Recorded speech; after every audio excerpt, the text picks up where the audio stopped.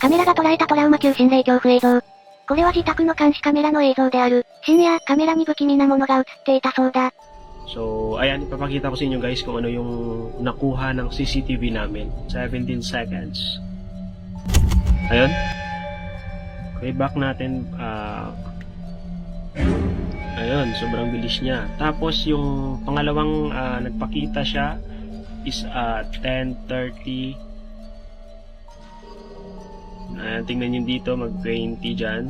Tapos sa time na to, parang lumalakad na lang siya. Tingnan nyo, parang usok. Tapos, nawala siya dito. Balik natin. Ayan. Diba?